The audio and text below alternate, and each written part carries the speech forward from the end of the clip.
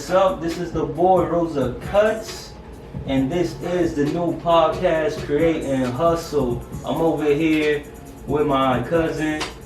Well, you already know, y'all. It's Eric. It's FloSoNastE in the building. You already know what it is, and I'm over here with my boy Benjamin. Yo, what's up, man? Cameraman over here. You know what I'm saying? We filming this brand new podcast and shit. I'm gonna basically trying to bring Columbus to the brand new platform and shit. So if you're doing anything, it don't matter if you a barber, myself, I'm a barber. It don't matter if you make beats, if you're a rapper, you like to film, if you want to like make documentaries, whatever the case may be. If you're starting your own business, this is the place for you. But let's get into it real quick. I'm over here with my cousin, and that beat you just heard, yeah, that was FloSoNastE. Yo, so what's good? Yeah, we've been talking about this for a minute, man. Yo, we have. Every time he comes to the shop, like, it's like one of those things, like I cut him up, I'm like, yo, we gotta work.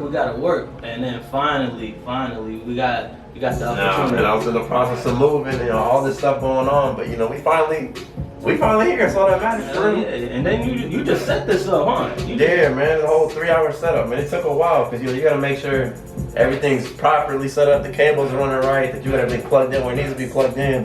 And then afterwards, like, I had to actually turn on my laptop and configure all the audio settings, so like it took a minute, but okay. So for everybody who's gonna be listening and shit, running through like the steps, like what program you use, what like computer you use? Yeah, so I'm just running off of a MacBook Pro, and I use Logic, and people always ask me that. That seems to be a popular question, like what program you running through, and I just tell everybody my key with that, you really just use what you want, because they're all pretty much the same thing. Yeah, it's just the way it looks and how you manipulate it is different for every single one. So whatever you're comfortable with. Exactly. So I'm comfortable with Logic just because it's really simple. Yeah, because what works for somebody is not gonna work for somebody else. It's got to be what you comfortable. Yeah, a lot of major producers, everybody uses FL Studio, and I tried that one, but FL Studio to me it was too much on the interface. So okay. Logic for me is it's the one that works. So Logic Pro, as far as the software, and how about like your beat machine? What kind of beat machine you got? So I'm running off of Akai. I love Akai, so I got the MPK61 keyboard, and then I got the MPD 232 for my drum machine.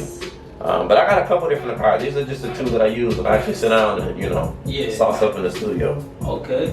Hey man, so like I'm hearing this beat, man. It's like, damn, this is a nice ass beat. So it like got me like thinking like, yo, what got you into making beats like in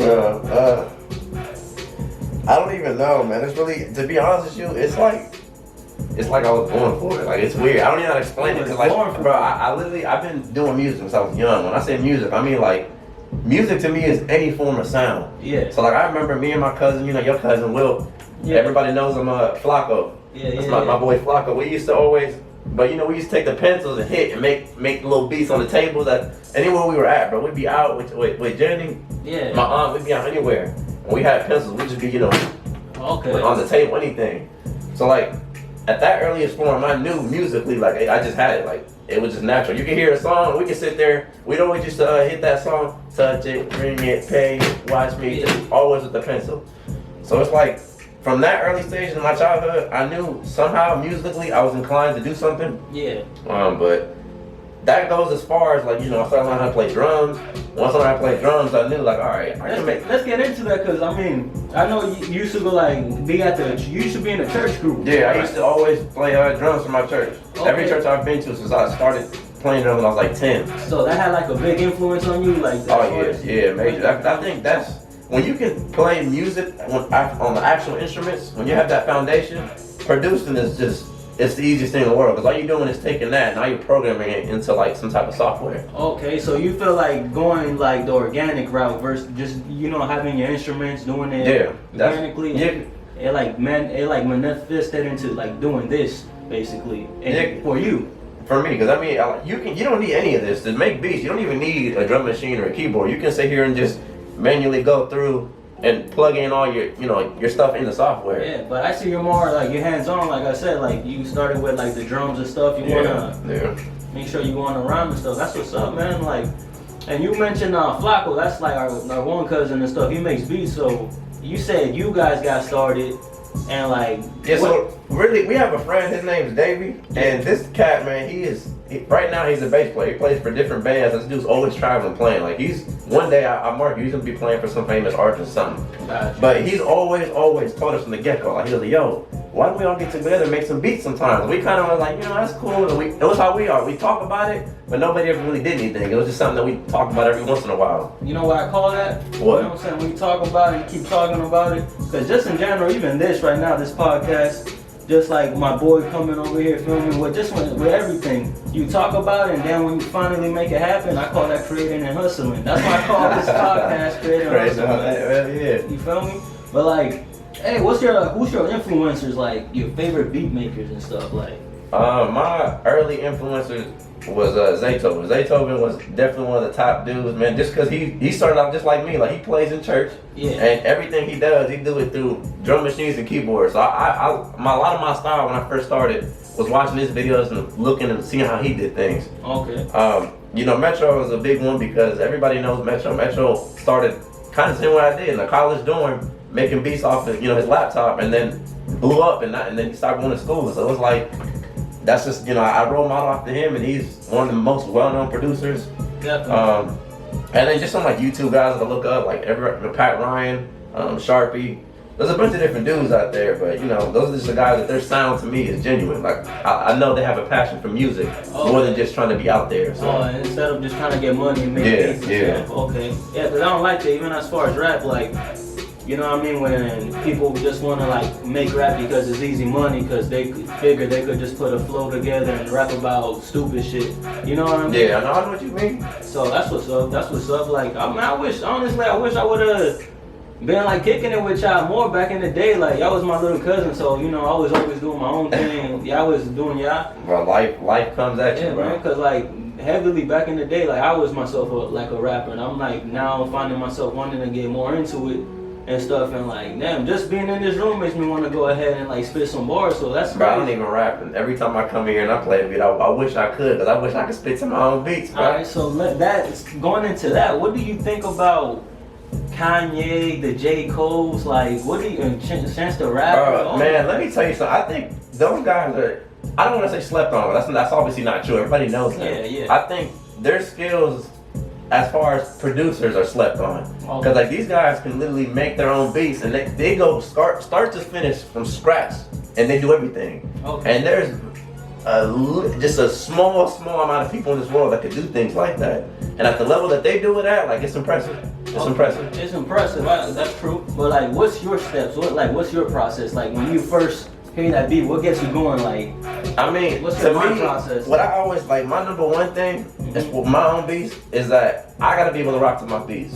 Yeah. If I can't rock to my beats, how can I expect somebody else to? You know what I'm saying? Yeah. So like every beat I make has to have some sort of balance to it. So if you come in my studio and I haven't started making nothing yet, by the time you leave, your head needs to be bobbing. If your head ain't bobbing, you're not feeling me. So I start making something. If I can feel a rhythm to it, my next thing is put some emotion to it. Like I have a passion for music. It ain't, I'm not doing it for any really particular cause. I just love doing it. Bro, I just walked in here and my head started bobbing. You didn't have a beat playing at the time. I was like, damn, I feel something. It's in the air. Then you walk in, you can feel it with the way it's set up, with the way it looks. Like, I want this to be an environment when you walk in and you already feel like you're at home, you at peace, and you can just let your creative nature, everything just flow. And then my flow is nasty. That's why I call myself FloSoNastE. FloSoNastE, man. That's what's up right there, yo. So like, hey man, you got like, doing this podcast, I wanna like do some type of intro for the beginning, because honestly, I don't have an introduction for the beginning. You know what I mean? I want people to feel it. Like, I want them to know that's the sound. When they listen, that's creating hustle. You know what I'm saying? Brought to you by Rosa Cuts. Like, if I'm asking you right now, actually, matter of fact, like, how can you go ahead and, like, I want to say, construct a beat for what would you, for this podcast that we're doing right now, what would you make happen as a beat? You know what? I got some beats on deck. I can actually pull up one that I think will be perfect, and I can show you exactly from start to finish how I even constructed it, what I did. Shit. Hey. No, I got you. Okay. So I mean, a lot of these beats, like when I first start making beats and I do things, the first thing I do, I just sit down, and sometimes I even have to just listen to other people's music just to get my juices and my creative nature flowing. But you always have to go just what you feel. It's not the way I do it. If you think too hard about a beat, you're gonna make it difficult. You're gonna make it hard on yourself. It's whatever. Just first thing that comes to mind, boom, lay it down. Okay. So this particular beat, I call it Cloud 9 because after this is like one of the first beats that once I made it and I sat back and listened to it, it was like, damn, like I could see the evolution and how much better I had gotten. So like I called it Cloud 9. I couldn't even believe I was like in this realm. But I'll let you listen to the beat first, let it loop through, and then I'll like step by step show y'all how I did it. But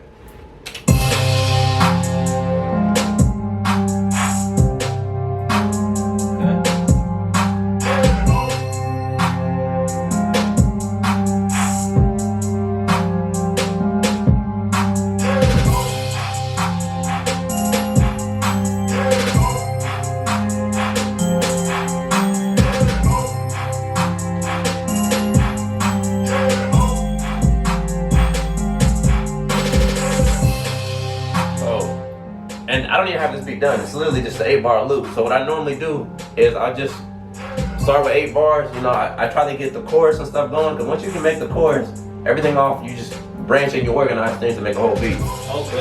So for this beat, what I did in particular, there's different places you can go to get like little MIDI samples, like loops, so you can just use to start your beat with. Yeah. And at the time, I wasn't playing piano the way I am now. So I just grabbed a little loop, and this is what it sounded like. So it really had like a little space vibe to it, so I just called it a little space synth. I mean, you can hear that. It's just a constant little, alien vibe. So next thing, keep it simple. Make sure the beat, stays flowing. That I can know where the beat's on and off. Throw a little clap in there. Now, I don't do this anymore, but I used to always leave the 808 at the end. With this particular beat, I started off with it because after you can, when you get the vibe going, you throw that 808 in there, make it dark, Oh, that's nasty, man. So I mean, from then on, like right there already for me, like if you're in this room but you can't like feel that, it's like you're missing out because already there's like 1,000 different things you can do with this. Oh, definitely. So then obviously you toss in the kick right there with it. Kick and the 808, they always go together. You put them two.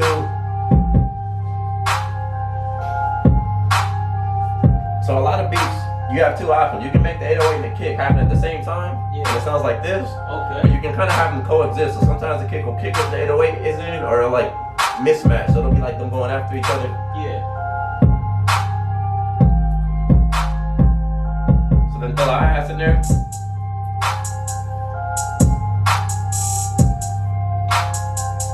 The hi-hats are probably one of my favorite things to add to the beat because the hi-hats add flavor, they add that swag, they add everything to it.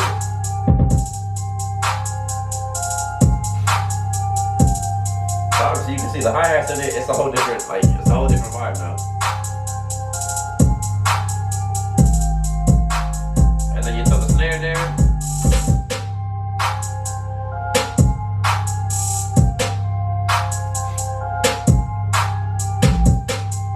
That rhythm of snare, I think that rhythm of snare I picked up from Metro. He likes using that type of snare with just the 2 hits like that.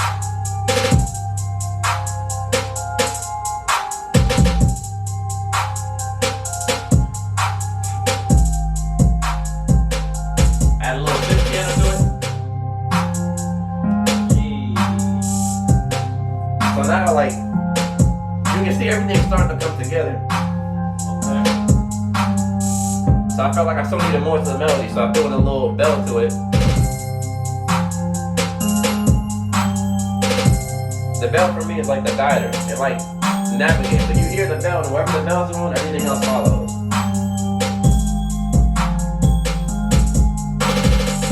Throw the chant in there.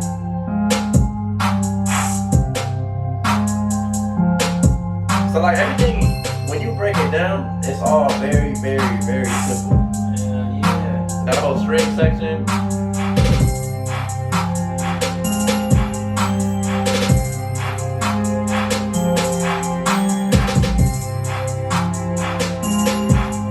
And then the last 2 things, you got the other chant, you got the crash in there.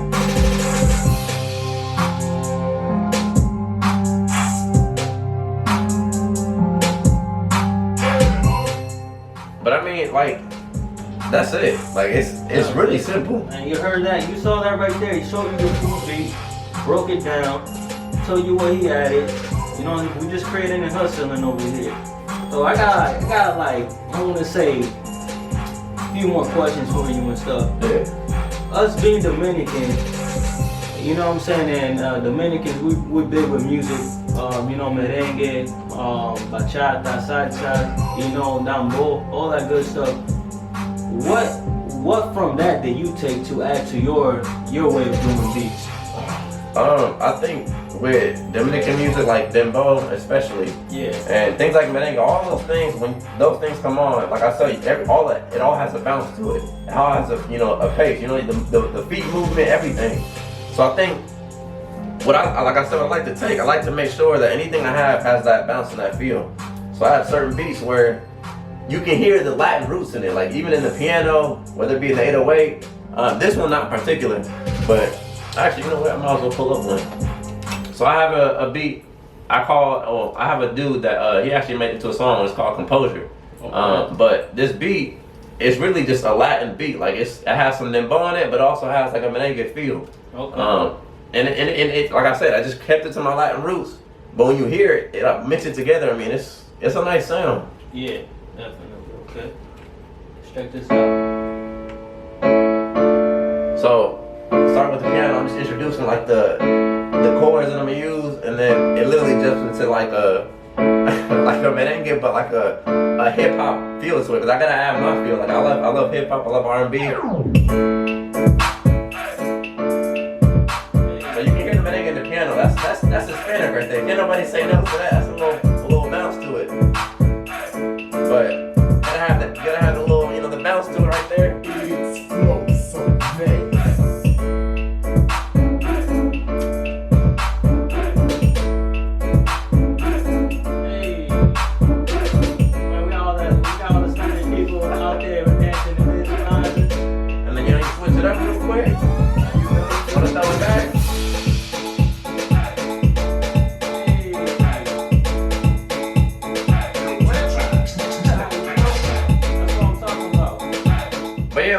I try to stay true to the roots, man. You can't. Yeah, I can't let that go for anything. So majority of the stuff, because of the way music is nowadays, is trap.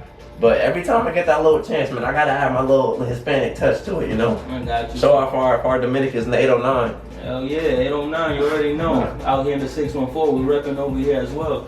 So my last question for you is, what do you gotta say to all those beat makers out there that want to come up and start making, some nice beats, just because they love making beats? What do you want to tell them? Like, what's your word, your advice for those out there?